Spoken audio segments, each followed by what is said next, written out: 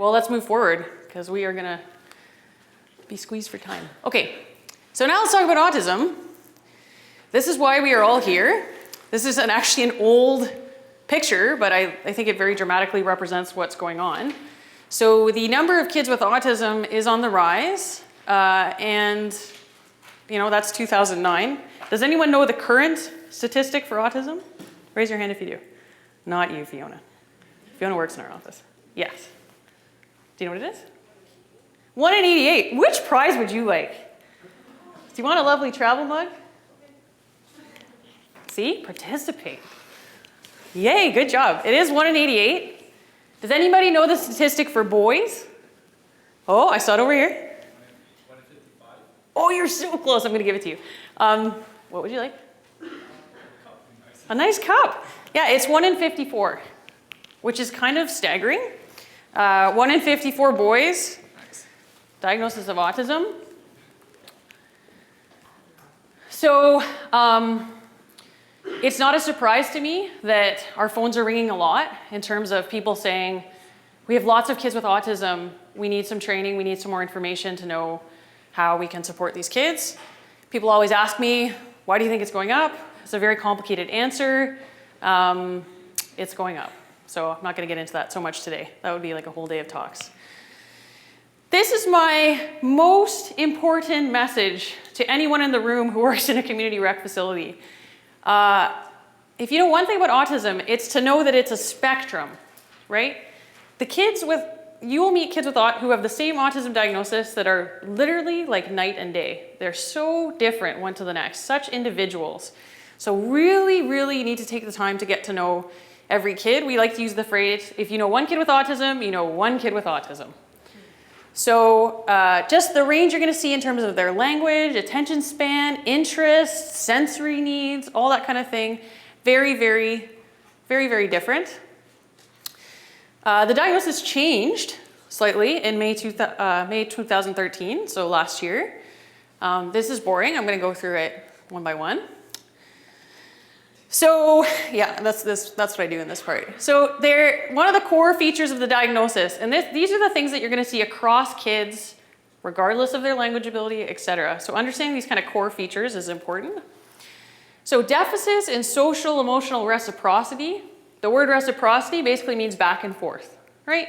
So the give and take of social and emotional information is a challenge for people on the autism spectrum. So all these different things we might see, let's translate that into a rec setting. It looks like, I just love this picture, it's priceless. These two kids standing right next to each other and just like, whoop. So kids who have awkward social initiation, regardless of their language ability. So they'll come up and they'll try to join, they see all these kids playing, and they'll try to jump in, and they'll say something totally out of left field, totally unrelated to what the other kids are talking about, what the other kids are doing, but they're trying to join in with the other kids. If you've got a kid who doesn't talk that much, their awkward social initiation might just be to walk in and take the ball out of the kid's hand that they're playing with, right? Because hey, I want this. Here we go. Let's do it over here, right? They don't have those skills to say, can I play? What are you doing? What's going on over here? That kind of thing. So social initiation is often an issue. We do meet some kids on the autism spectrum who just don't have a lot of social initiation. Not all kids, but some kids. So I'm thinking right now of a little girl in our programs who comes to soccer and basically just laps the gym. Totally happy. Smile on her face the whole time, happy as can be. This is what she likes to do. Just run around, run around, run around. There's 30 people in the gym, but she's just happy doing her own thing. So not too much social initiation. Individuals with more verbal skills, you might see these kind of one-sided conversations. So you feel like the person is talking at you as opposed to talking with you. So I'm thinking of one of our participants who, every time I see him, starts with the same set of questions. It's always question, question, question, question, question. The first thing he always asks me is, why aren't you wearing your can toque? Because the first day I met him, I was wearing a Canucks Autism Network toque. And every day since, he has asked me that question. That's the first thing out of his mouth. Like if he came in here right now, I would bet you $500 that would be the first thing out of his mouth. So, and then kind of question, and it's like, I kind of try to ask him something and it's like, but you often just ignore it, really. Kind of got his own agenda. Difficulty joining in, difficulty playing by someone else's rules. So not being able to do give and take looks like that, right? And it can look like kids who seem really bossy or really kind of, oh, it has to be my way. They just don't have that perspective-taking ability to realize, you know, well, this other kid might like a turn. He's feeling really hurt right now. You know, you need to kind of share. All that kind of stuff can be a really big challenge. Okay, here's another feature. Nonverbal communication behaviors. So this is things like eye contact, body language, gestures. How does it look like to us? That's a good picture too. So he's talking and he's looking this way, right? We meet lots of kids, lots of participants, I should say, who will not look at you and talk to you at the same time. It's like they can't do both things at the same time, right? It's either like I can look at you or I can talk to you. You gotta pick one or the other. And there are lots of adults with autism now who are starting to talk about that in their own description of what it's like to have autism. So that it is physically painful for me to sustain eye contact with you while I talk to you. It makes me feel so uncomfortable, right? So we don't force eye contact in any of our programs ever. So we'll ask the kids to look if we're trying to demonstrate something, but I'm going to talk to you later about why modeling is often an incredibly ineffective strategy for us. But we don't force them to look at us when they're talking. We might ask to just make sure that they kind of know what's going on, like, hey, so-and-so, and then they look briefly, and then, okay, I know I have his attention. But I don't force them to sustain that eye contact. We have kids who don't read expression and tone very well. Do you watch The Big Bang Theory, anybody? You know how he has the sarcasm sign? Yes. Okay, that's an exaggeration, but kind of, right? So I tell this story about this kid last year. We went to teen camp. And we're all sitting around at the end waiting, this kid's like 15, waiting for parents to come and pick him up. And I said to him, like, oh, don't worry, so-and-so, like, if your parents aren't here soon, we'll just strap you to the top of the can van and you can ride home with us. And he looks at me like this.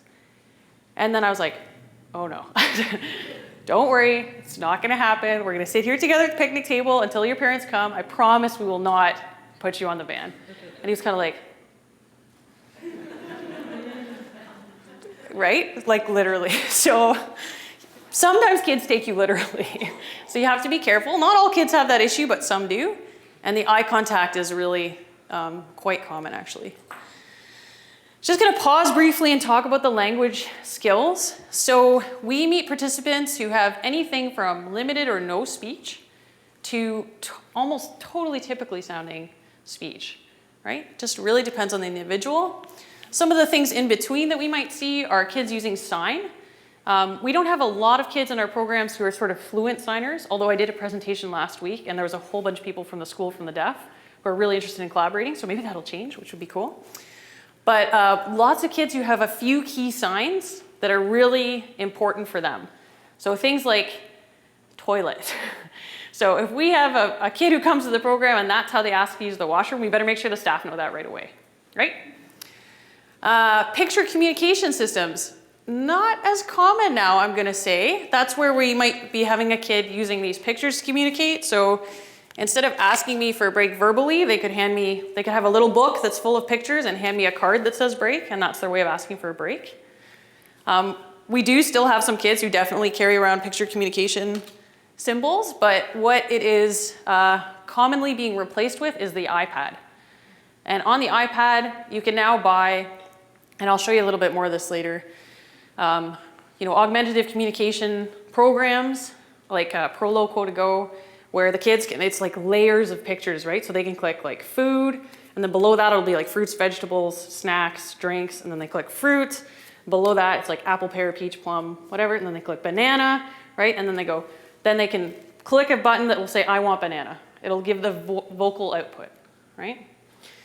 That's preferable to pictures in a lot of ways because number one, you don't have to laminate and Velcro, which is kind of the bane of my existence sometimes. Number two, you don't have to worry about losing the pictures. So it used to be that, oh gosh, we're in the community and I really need a picture of this to show this kid and I don't have it. It's all built into the system now. So definitely some advantages. That said, iPads can be a bit tricky in some of our rec settings because we're running around and maybe it's wet or cold or whatever. So I'll show you some examples though later of how we have managed to incorporate it. Okay, kids who talk, but they just kind of have this choppy language. Like it's just not fluent speech. They're sort of missing words or substituting words or that kind of thing. Repetitive language, kids who will grab lines from movies or TV shows and sort of throw them into their conversations. Call that scripting. Difficulty staying on topic, very common. And just generally poor conversation skills. So I absolutely love the 2 adults with autism who work in our office, but this is something they're still very much working on. So again, it's kind of often that very one-sided, like, what'd you do on the weekend? Oh, I did this. Oh, I like to do that. Pause. So they just don't have that ability to carry on conversation. Okay, social communication interaction. Difficulty developing and maintaining relationships. So developing true friendships can be a challenge for some of our participants. Again, because of a lot of the things we already talked about, having a hard time joining in, having a hard time reading the situation, realizing these people are busy or upset or frustrated right now, it's not a good time for me to jump in. I know lots of kids who are so incredibly imaginative, but they just have a really hard time letting others join into their play. So we meet kids who, they're like sitting on the floor in the gym and they're like doing this amazing arrangement with the pylons, and it's like, oh, what are you building? Oh, I'm building this and this and this. And it's like, oh, maybe so-and-so could come over. It's like, no, like it has to look like this, right? So, or they got some sort of a video game they're almost acting out in real life, and they'll let you join in because they can sort of tell you what to do. But the second another kid tries to join in, they might have their own idea. So it might not go so well.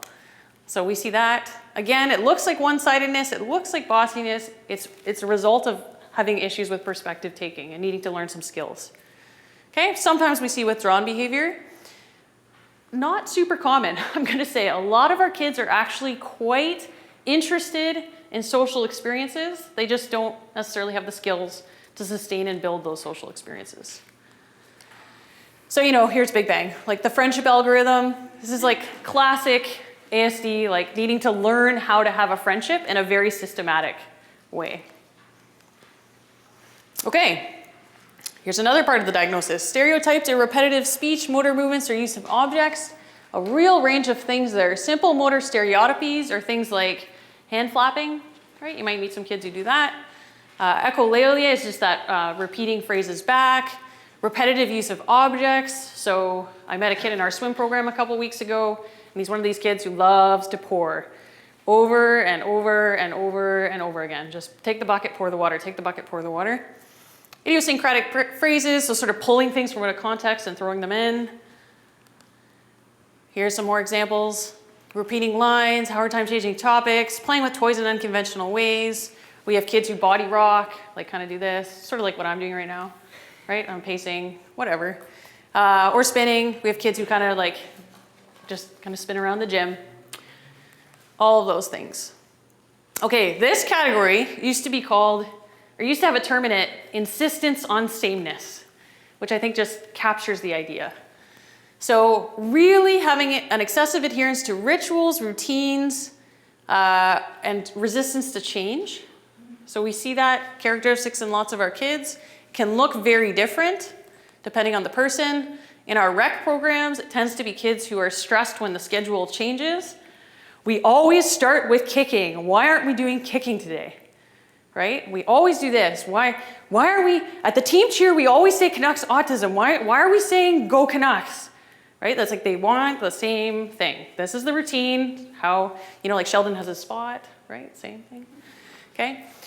Stressed out when there's something new, so just really having that slow to warm up, a little bit uncomfortable trying new things, just being unsure if they don't know what's going to happen, that's quite a stressful experience.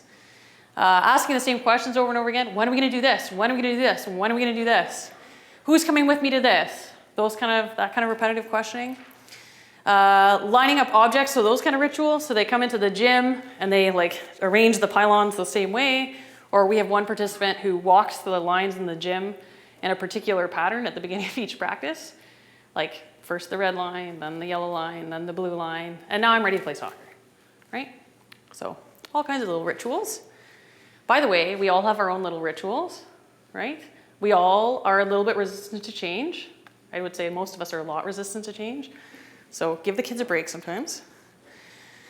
Okay, highly restricted, fixated interests that are abnormal in intensity or focus. Again, that can look quite different depending on the participant.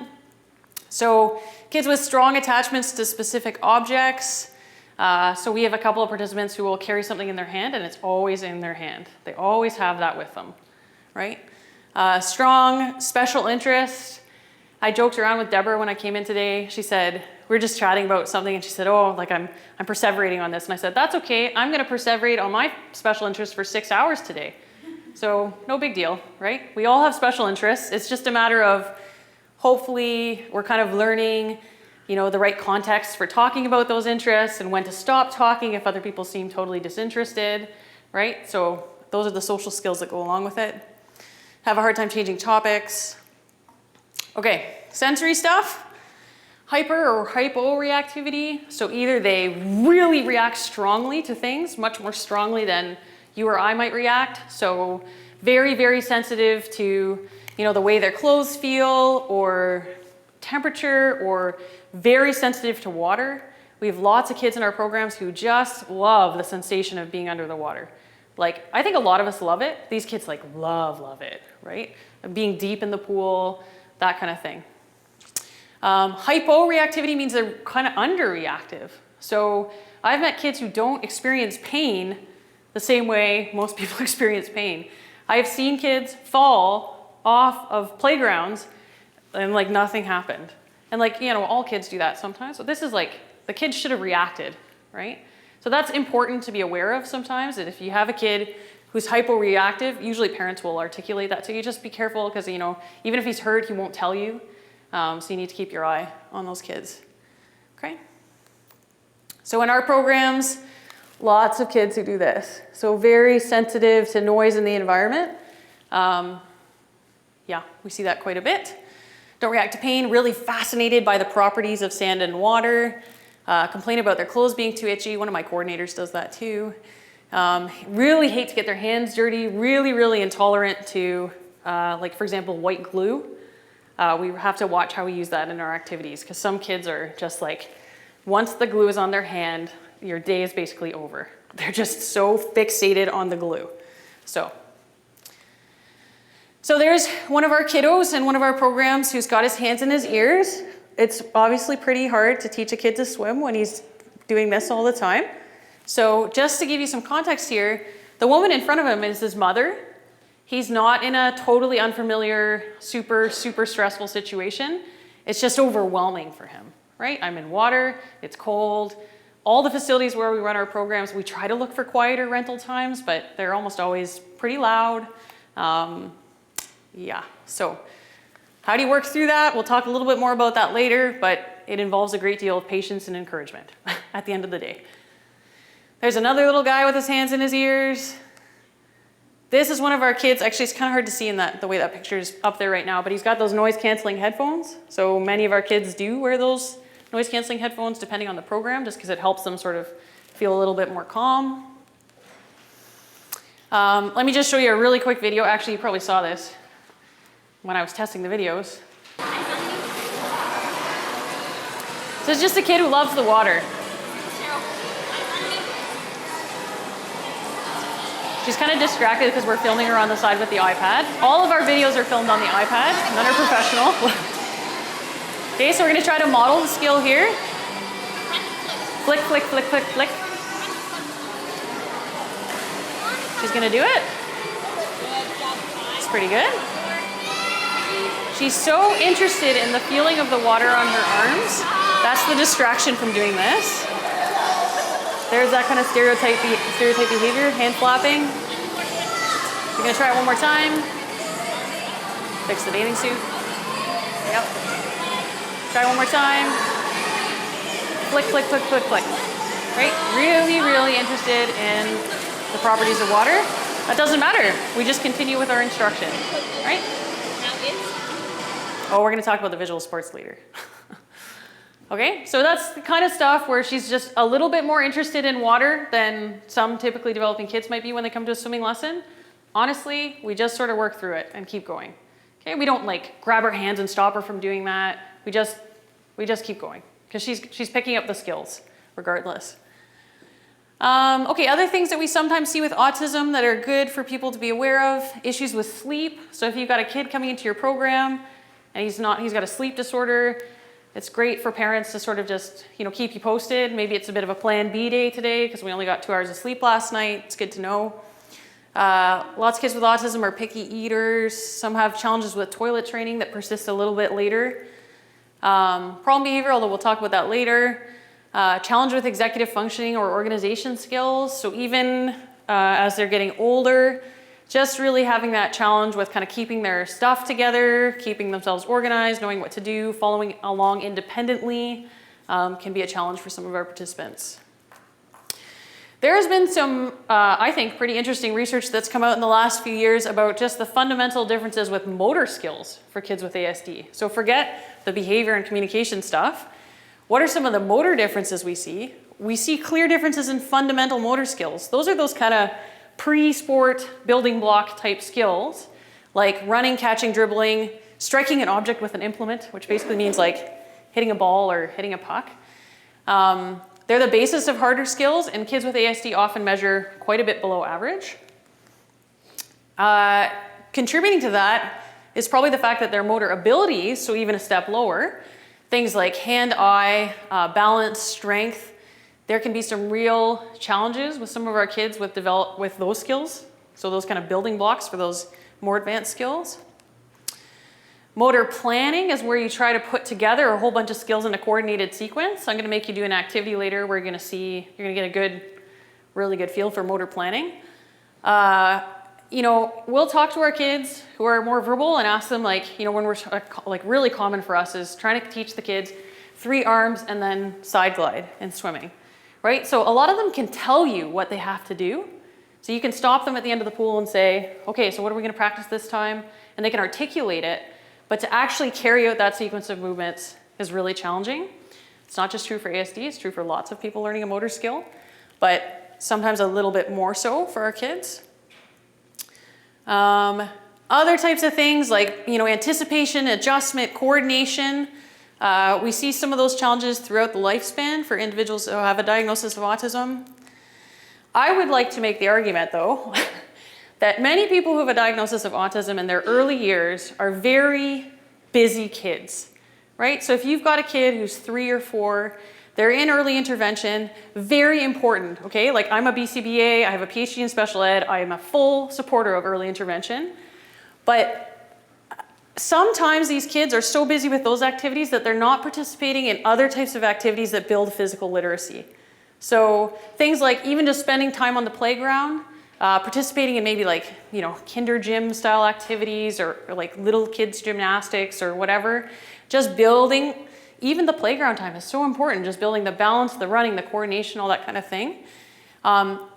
It's possible that some of the reasons that we see these differences when the kids are older and we measure them is just because they haven't had as much of those foundational experiences. Also consider physical environments like swimming lessons and soccer teams and hockey practice are all very social environments. So if you're dealing with a kid, even if he has quite good physical capability, but he has issues with the social skills or following along with the group or any of that kind of thing, following instructions, and then he kind of fails out of those activities, well, now he's lost those opportunities to build those skills, even though if he had continued to participate, he could actually be quite strong with those skills, right? So I think there's a lot of reasons. I think it's a little bit false to just look at the data and say, oh, kids with autism just have less motor skills. I don't think it's that simple. I think it's probably more to do with the fact that they may not have had the same opportunities to develop those motor skills, at least in some cases. There may be some individuals out there who truly do have a lot of challenges. Some myths I would like to dispel about ASD before we continue. It is not true that children with autism spectrum disorder are not social. Like I mentioned earlier, we do have some kids who have a lot of withdrawn behavior, but we have a lot of kids who really, really want to have friends or really, really want to participate in social environments, but the skills that they have are not allowing them to do so successfully. It's not true that kids with autism don't ever show empathy. I know lots of kids with autism who show empathy quite a bit. It is not true that kids with autism don't talk. I'm always a little shocked when I meet people who still think that, but I do meet people who still think that. Lots of people with autism talk very well. My favorite one, or the one that I like to dispel the most, is that, well, this kid has autism. He could never learn to, but I don't care what you fill that in with. I don't care if it's play hockey or be on a swim team or do public speaking, you name it. I don't think there's anything that an individual with autism can't do just because they have an autism diagnosis. It's a matter of maybe adapting the instruction, maybe it takes a little longer, maybe it requires a little more encouragement. But if that kid wants to do something, we shouldn't be the ones to say, no, you can't do that because you have autism. That's really ridiculous. It is also not true that because someone with autism has autism means that they're going to have problem behavior. That's really also a myth. So problem behavior is almost always just the result of some missing skills, right? So think about this. If you're in a stressful situation, like it's Christmas time and you're in a lineup, right? And you're starting to feel really frustrated. It's hot, it's crowded, you're annoyed because you want to be somewhere else, right? What are the skills you have in that situation? First of all, you have social awareness. So you realize it's not appropriate for me right now to just start screaming. I mean, some people do, but theoretically, most of you realize it's not appropriate to just start screaming or kicking my feet or fall to the ground and have a tantrum, right? Those are not appropriate things to do in this setting. The other thing you have are coping skills, right? So you recognize I'm starting to feel really not great right now. Well, my coping skills are I'm going to pull out my smartphone and start playing with my Facebook, checking my Twitter, looking through my emails, just to bide my time, give me something to do while I'm waiting, because I don't like waiting. Waiting's not fun for anyone. But I can do that, right? So maybe I have social skills that make me think, okay, well, first I'm going to get through this terrible line, then I'm going to Starbucks, right? So I can set myself up with some reward contingencies that motivate me through that difficult situation. We're going to apply these same ideas, and you'll see the problem behavior in autism just drops. But it's because they're missing one of those two things, either social awareness or coping skills, in most situations where we try to address problem behavior. Okay?